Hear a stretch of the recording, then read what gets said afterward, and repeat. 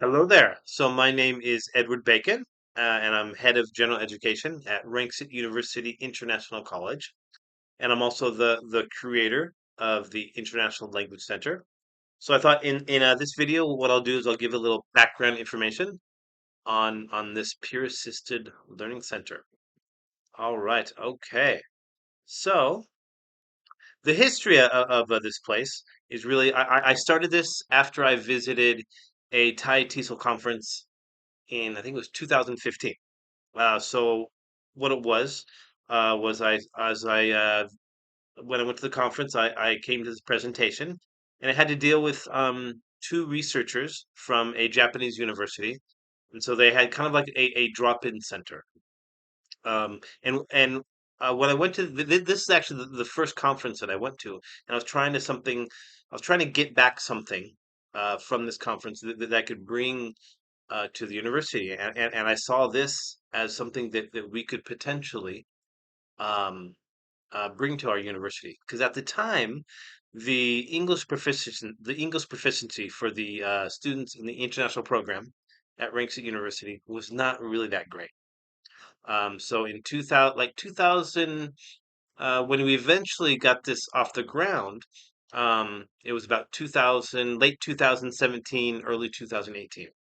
And before prior to that, I did a survey or maybe like a little pre-test, and I found out that of the students in the international program, um, in the general education courses, only 59% had a B2 English level, which that's something that we require for all of our students.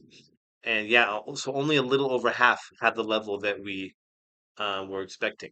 So then fast forward to 2000. So I started eventually I started this peer assisted learning center. It was actually called the RIC Language Center. And I started this in 2018, so very, very small. Actually, I think maybe end of 2017, then beginning of 2018. But it started off very, very small. Okay. And I was given one small room uh, for this project, and I was given zero budget for this, so no budget. So I recruited nine mentors and then about 20 students. So I had them come here once a week, Monday through Friday, and I had them come here to do practice their English, which this was modeled after this study. It's called the name of the study was Incorporating Exchange Students into an International Learning Program. So the program that I used wasn't exchange students, but it was international students.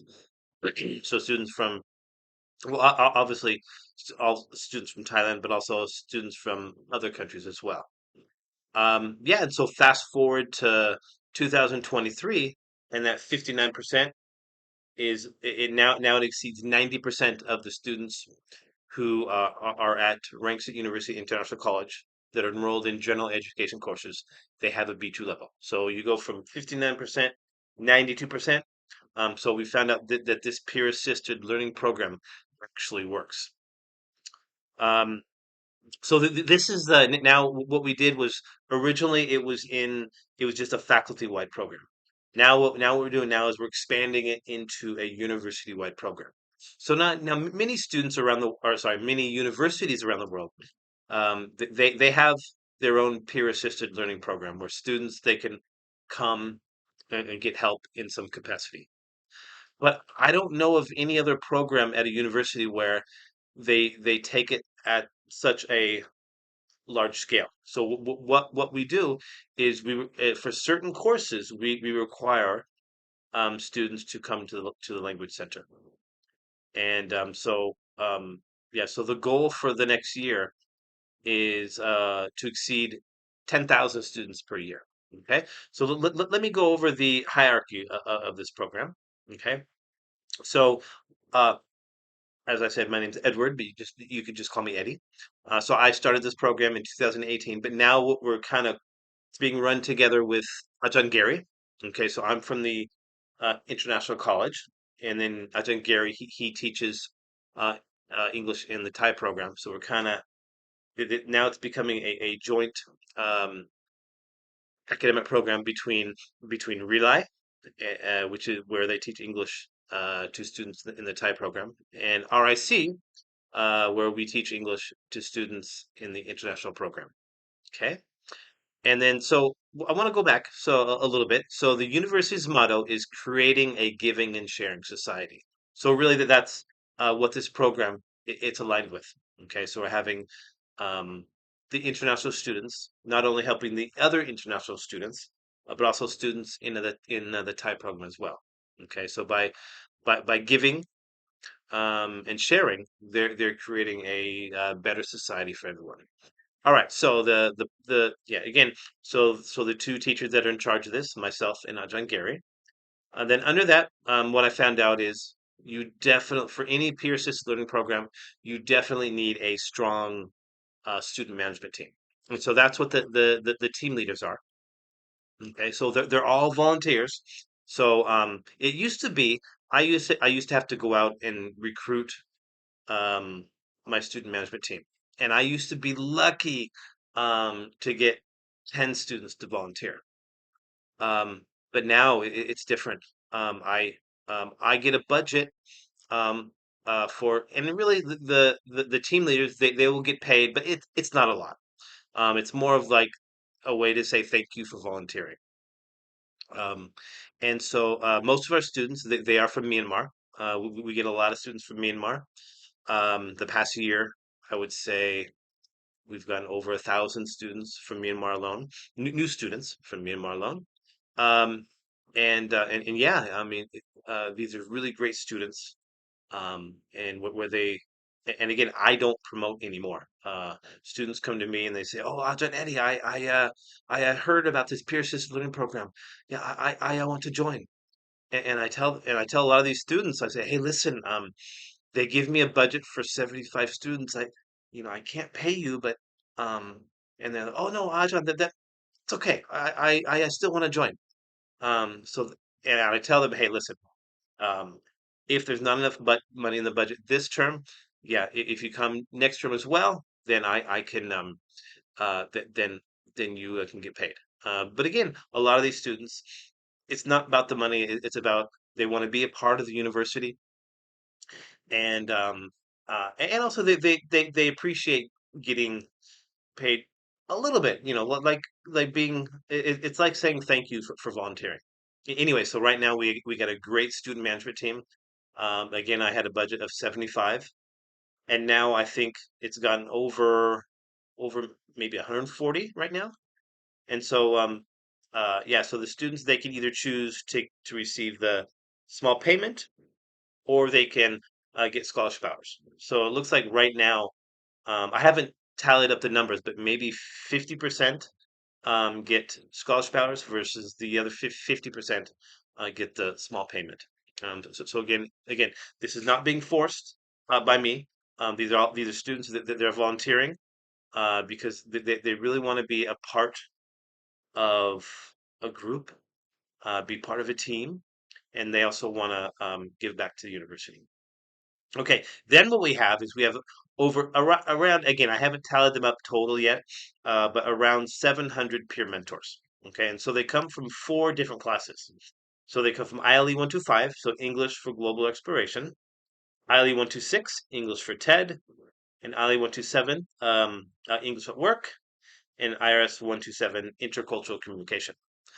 So it is a requirement for this course.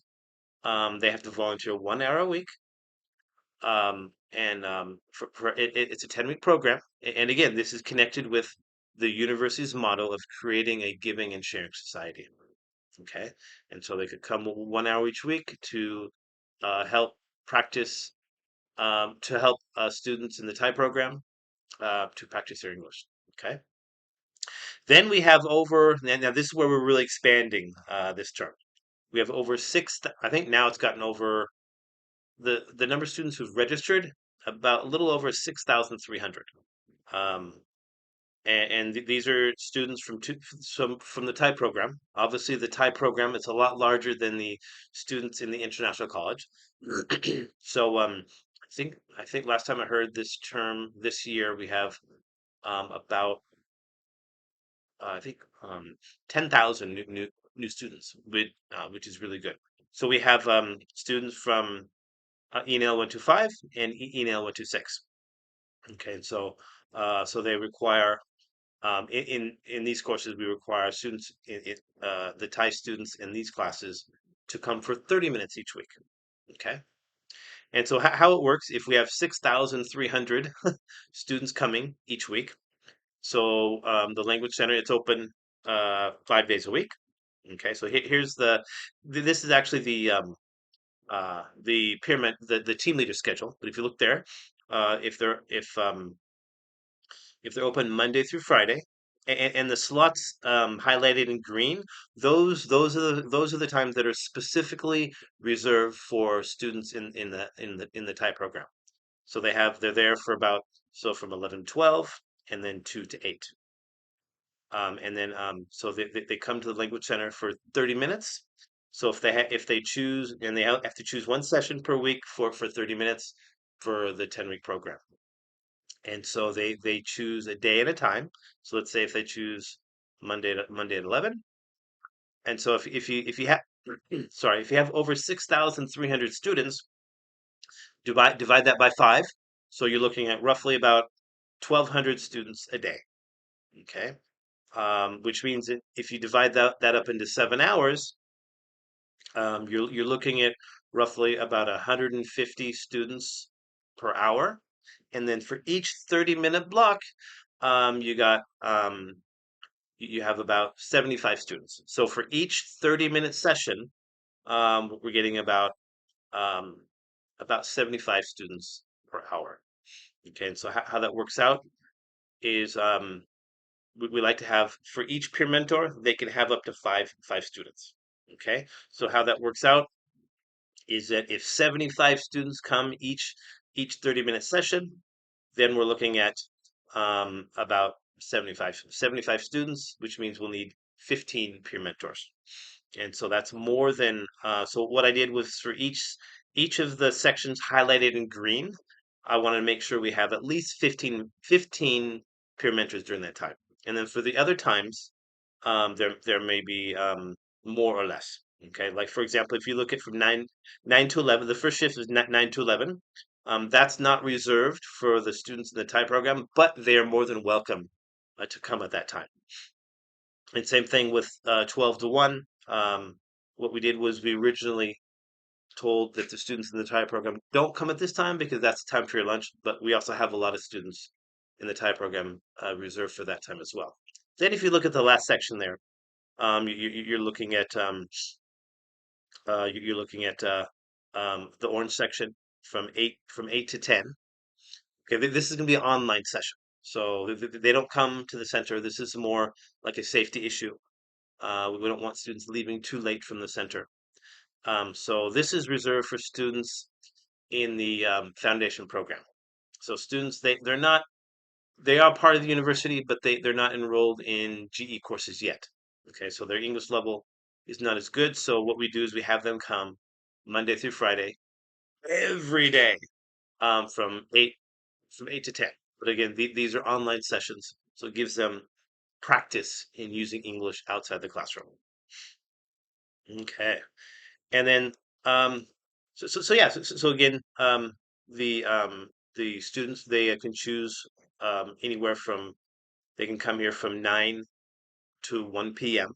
and then from 1 to 2 we're closed. And then closed for lunch, and then from 2 to 8 p.m. they can come on site, and then from 8 to 10 p.m. That session's reserved for our foundation students, and those sessions are online. So they come for 2 hours every day, but each 30 minutes they'll change to a different mentor. So that way they can have practice speaking the English with students with different dialects and get exposed to people from different countries, which is very beneficial for our students. All right. Okay, now I want to talk a little bit about the website. Okay, so my background is in language. Okay, I got my undergraduate degree from the University of Oregon, um, where I majored in Japanese. Then my master's degree I got at Rangsit University, uh, a degree in education, so bilingual education. And I'm also trying to finish up my PhD at Thomas Hott. Going through some hurdles right now, but hopefully I finish next year.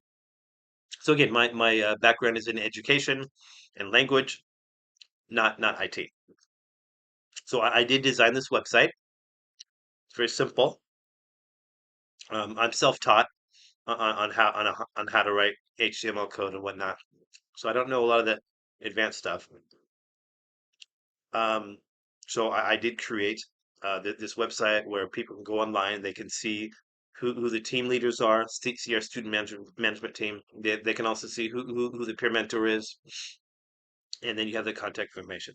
Okay, but the goal for the website is right now what we're doing is I'm working with an ICT student, and she's right now redesigning the website. And so the goal right now is to have um, the capacity where students they can log into the website. They log in with their university account and they can schedule an appointment directly with their peer mentor. So that's the ultimate goal. And so the plan right now is right now that this ICT student, uh, very intelligent girl.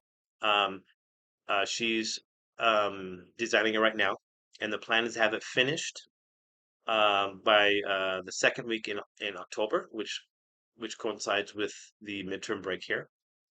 And then after the midterm break, so middle of October, we're going to start using it. We're like testing it, so seeing how if it works, if students if they can schedule an appointment directly with the mentor. Okay, and then if things go well, then then when we do the registration for term 2 in January, it'll be all the registration will be all online. Because right now it's kind of like organized chaos. Because what we have is last week we were doing the registration, so we would have we tell students to come after their class, but most people would come.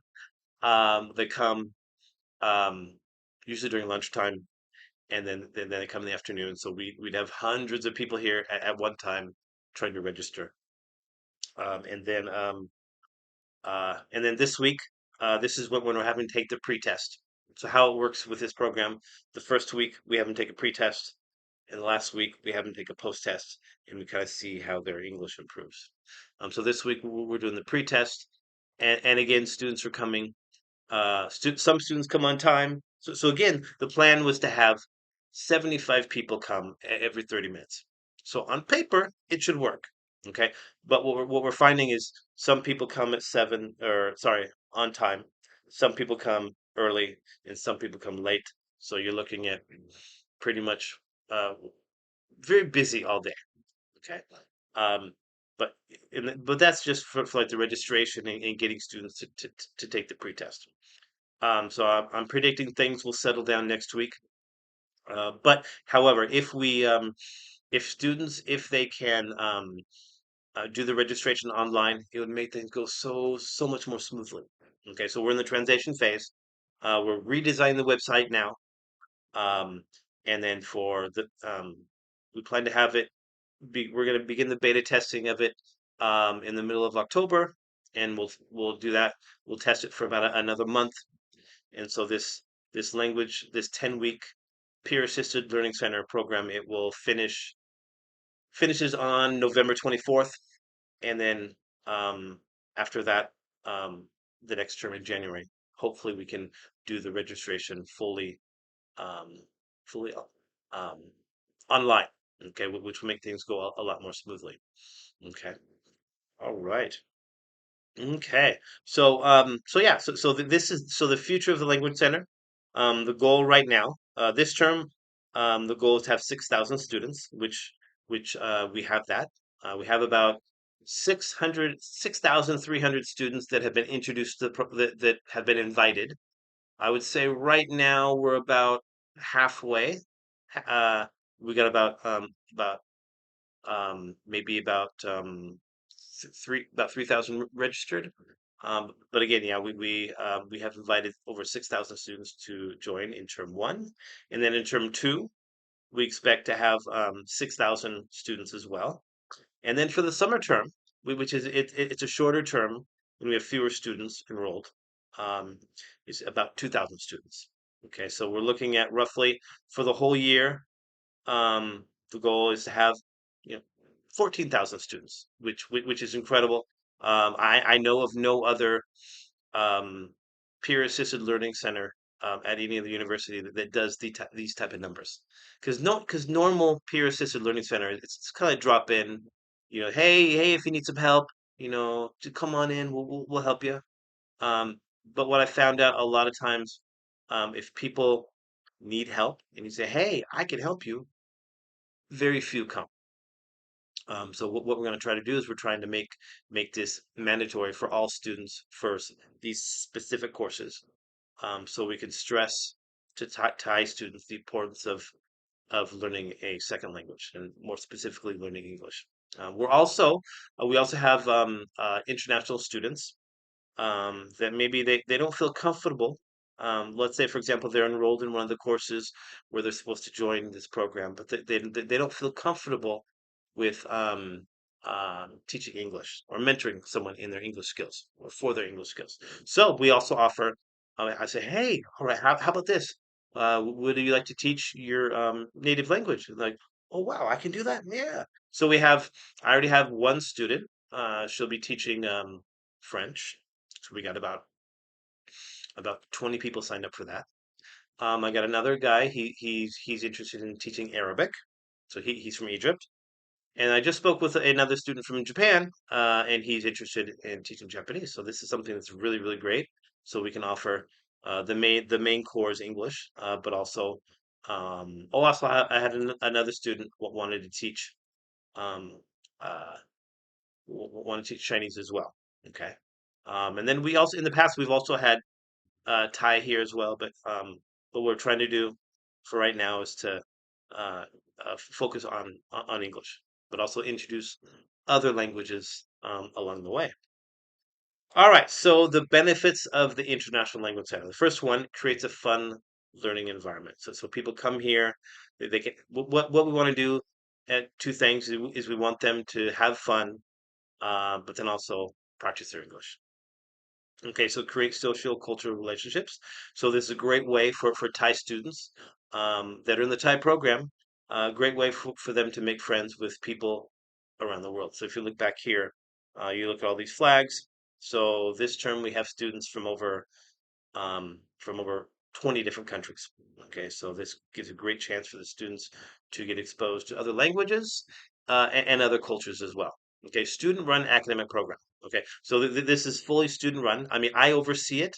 Myself and Ajahn Gary, we oversee this, but it's really run by the students. What I do is um, I used to recruit students to be team leaders, but now yeah, more like a manager um, where uh, students come to me. They say, "Hey, I want to be a team leader." Okay, great. But then I do have them take an English test, um, and so they need to have at least a B2 level uh, to to be a team leader. So even though that they're not, they don't actually usually mentor the students themselves. What they do is that their goal is to make sure everything runs smoothly. Okay, make sure the students match up with their mentors can be adaptable to suit the student's needs. Yeah, so what do we do? Is we the topics that we get for each mentoring session, they don't come from us. So they come from the teacher. Okay, so ENL 126 and ENL 125. What we do is we get the topics each week for each week from the teachers, and then what we do is we have one of the team leaders. They will create PowerPoints based upon what the teacher wants. Okay, and then also as well as the other foreign languages, that's up to the mentor. Like for example, the student who wants to teach French, it's up to her to decide the content of what she teaches. Okay. And students and peer mentors are able to significantly develop their skills. Okay. So it's been proven that by being a mentor, you develop your skills as well. So not only students, but mentors develop their skills, not only their English proficiency, but their self efficacy. So the belief in themselves that also grows as well. All right. And lastly, I mean, this is something the university has been trying to do. So internationalization of the university. Okay, so I've been working here for about 9 years, and every couple of years, you always hear we want to internationalize the university. And so this is one way, one of the methods what we're doing to make the university more internationalized.